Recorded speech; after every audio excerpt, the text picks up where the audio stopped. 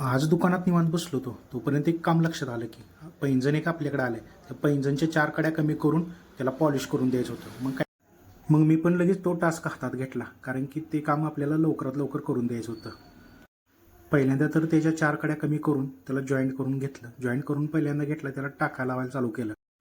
टाका लावून लगेच छोट्या गननं आपले स्प्रे चालू केला. स्प्रे चालू केल्यानंतर एकदम लहान स्प्रेवरती आपण त्याला जॉईंट करून घेतलं. अशीच टोटल माझ्याकडे 4 पैंजण होते. छोट्या गनने आपल्याला हेच प्रक्रिया करायला लागत होती, कारण की मोठे आपला गन आहे तो त्याची पाईप फुटलेली होती, तो गॅस पूर्ण लिकेज होत होता. मग मी बारक्याच गननं सगळे पैंजण जोडण्यास घेतले. जोडून झाल्यानंतर आता ह्याचं काम होतं पॉलिश करण्याचं. पॉलिश करण्यासाठी आपल्याला दुकानात काही पॉलिश होत नाही, त्यासाठी जायला लागतं वरती घरी.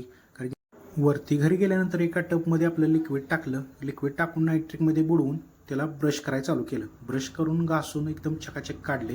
हे बघा आता कलर कसा एकदम चकाचक झाला आहे. असेच नवनवीन व्हिडिओ पाहण्यासाठी आपल्या पेजला फॉलो करा, लाईक करा, शेअर करा, सबस्क्राईब करा.